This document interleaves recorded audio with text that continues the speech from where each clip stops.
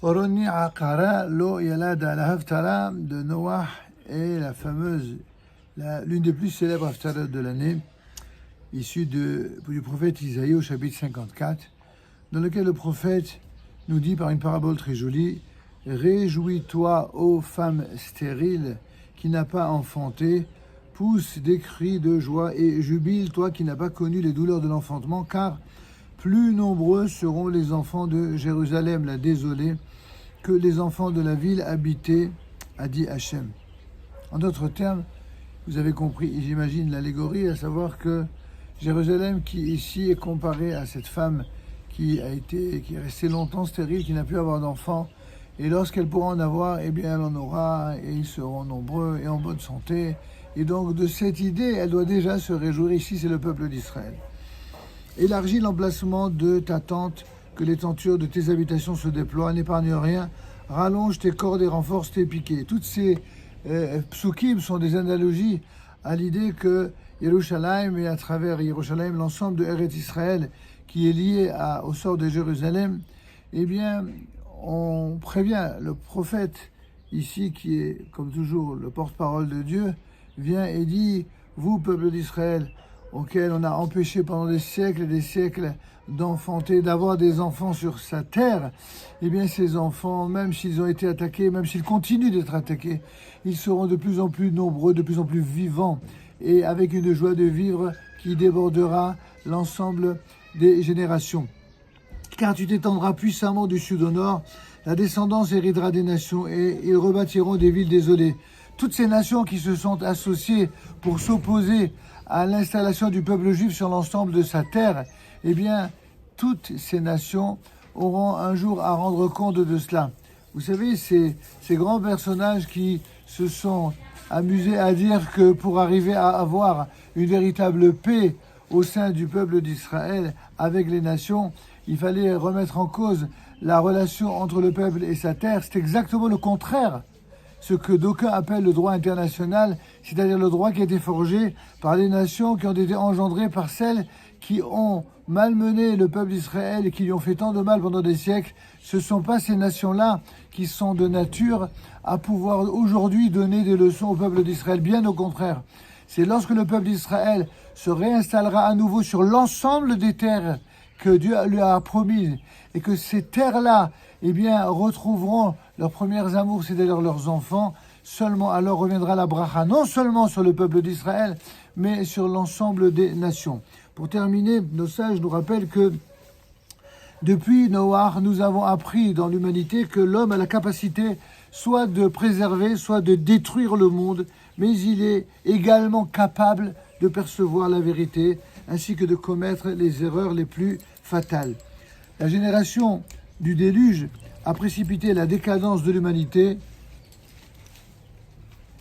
et bien entendu, il faut se rendre à l'évidence que cette attitude l'a conduite à une immoralité telle que Akadosh Baruch Hu, le Saint béni soit-il, a décidé de lui retirer sa miséricorde.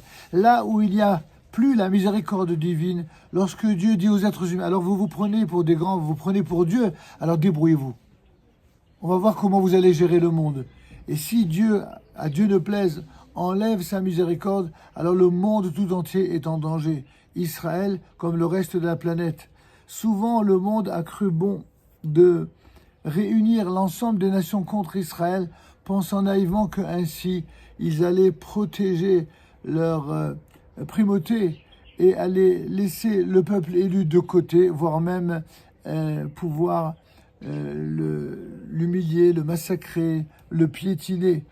Or, tous les événements qui se précipitent à la fin des temps et qui ramènent au centre de l'univers, au centre de l'histoire, eh bien, la présence éternelle du peuple d'Israël, c'est juste pour rappeler au monde un message fondamental. Après avoir tout fait pour massacrer ce peuple, après avoir tout fait pour le brûler, le tuer, après avoir tout fait pour l'enlever de la scène de l'histoire, vous voyez que non seulement ce Dieu d'Israël qui l'a accompagné, même dans les souffrances, eh bien, ne l'a pas laissé tomber, bien au contraire. Les épreuves qui ont été en quelque sorte subies par le peuple d'Israël n'étaient là que pour révéler son extrême niveau de moralité et de spiritualité. Je dis souvent dans nos shiurim, dans nos cours, que avec ce que le peuple juif a subi pendant des siècles et des siècles de mauvais traitements, ça devrait être qu'un peuple de gangsters, qu'un peuple d'assassins. Ça devrait être qu'un peuple qui en veut à la terre entière et qui devrait tout vouloir, devrait tout faire pour faire du mal aux autres. Alors c'est exactement le contraire. C'est exactement le contraire. Même lorsqu'il y a des divisions entre juifs, parce qu'il y a différents niveaux de compréhension de la Torah, y compris ceux pour qui la Torah n'est juste qu'un texte parmi d'autres, mais qu'ils éclairent avec les éclairages venus des eaux mêlées, des eaux extérieures, y compris celles de l'idolâtrie. C'est pour cela qu'il y a des fois des divisions et des divergences dans la compréhension de la Torah. Mais même malgré ces divergences, et malgré ces divisions, nous voyons que fondamentalement, les Juifs sont omnibulés par le même désir. Le désir de l'autre, le souci de l'autre, le souci de savoir comment agir dans le monde pour qu'il y ait plus de bien, de bonté, mais aussi, je le dis clairement, même en période de guerre, de paix. Le peuple d'Israël a toujours voulu la paix. Lorsqu'il y a eu la renaissance de l'État juif en terre d'Israël, la première des choses que les idéologues, n'est-ce pas, qui ont écrit la fameuse déclaration d'indépendance, eh bien, ils ont tendu la main à leurs voisins. La réponse, vous la connaissez tous. À force de propagande, on l'oublie chez certains de nos voisins. On oublie que la main tendue, non seulement elle a été refusée par une alliance faite par les nations alentour pour faire la guerre à Israël, mais aujourd'hui on est en train de vouloir à nouveau réécrire l'histoire chez certains pour faire comme si c'est nous qui avions provoqué le départ de je ne sais quelle population. Ceci est un mensonge absolument inacceptable et intolérable. Mais ce qui est encore plus inacceptable et encore plus intolérable, ce n'est pas tant le mensonge de ces ennemis-là, c'est pour des raisons idéologiques, la compréhension de certains de nos frères juifs qui continuent à vouloir parler à la fois d'unité et de paix, tout en essayant déjà de préparer au lendemain de la guerre présente imposée par nos ennemis, de préparer déjà les mêmes erreurs qui ont conduit à la guerre et qui ont conduit au massacre.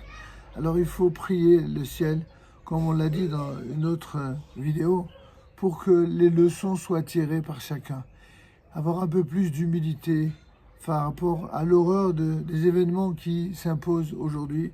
Et nous prions à nouveau le ciel pour que Akadosh Baruch Hu, pour que l'Éternel protège l'ensemble de ses enfants, qui protège l'ensemble de son armée, et que tous ceux qui, parmi les nations du monde, y compris parmi ceux qui vivent aujourd'hui sous les balles ou avec le risque d'être touchés, que eux et leurs frères tirent la leçon, que le seul avenir paisible qui puisse exister pour eux, c'est de vivre dans une terre qui sera la leur et pas de vivre dans une terre qui n'est pas la leur.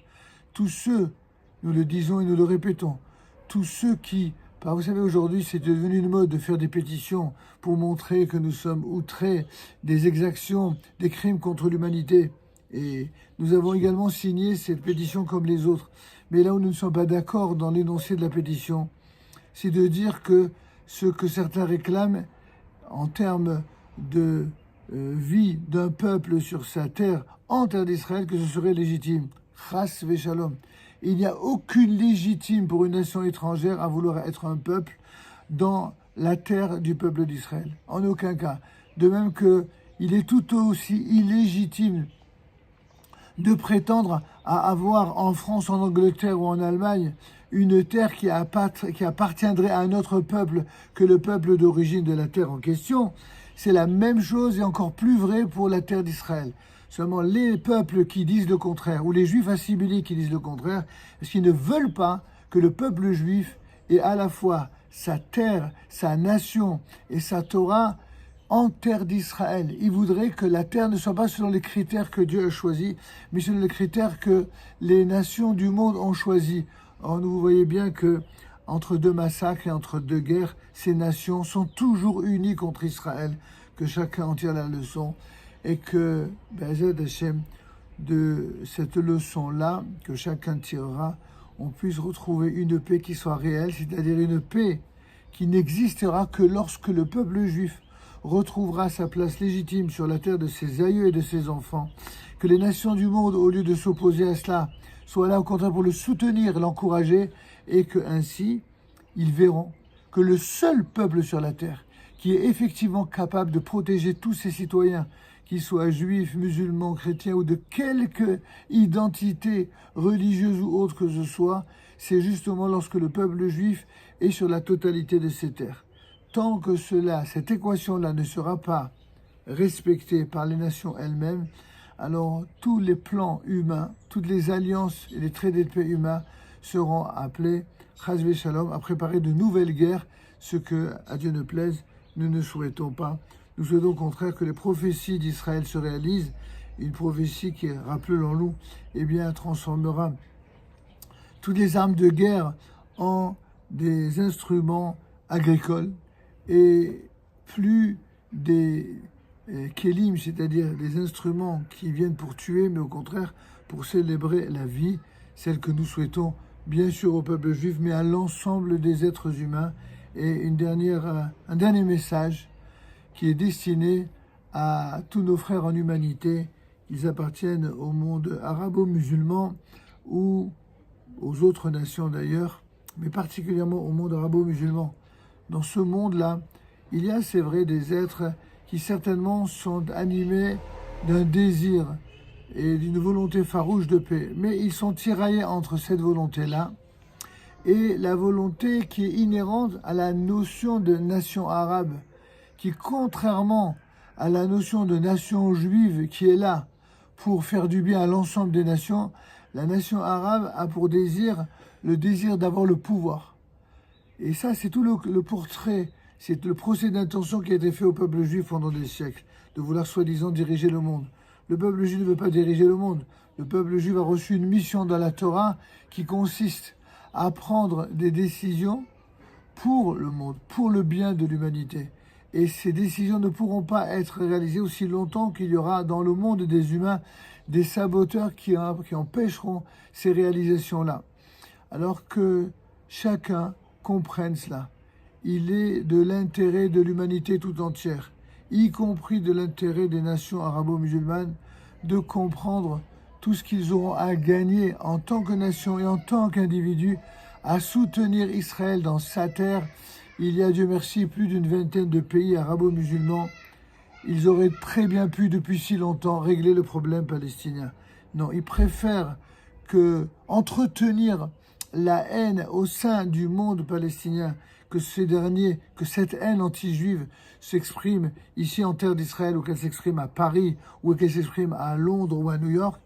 Et on croit qu'en entretenant cette haine-là, il y aura du bien qui va en sortir. Vous êtes dans l'erreur. Vous êtes dans l'erreur. Combien faudra-t-il de massacres et de tués et de morts pour que vous puissiez tirer une leçon qui soit une leçon réelle? Croyez-moi, et du fond du cœur depuis Jérusalem, on ne souhaite que l'amour sincère, la paix sincère et complète. Mais celle-ci ne pourra jamais voir le jour aussi longtemps qu'il y aura des antisémites, des anti-juifs et même des juifs corrompus ou assimilés qui parleront de paix en des termes qui sont en contradiction avec la volonté divine de l'histoire qui s'exprime à travers la Torah.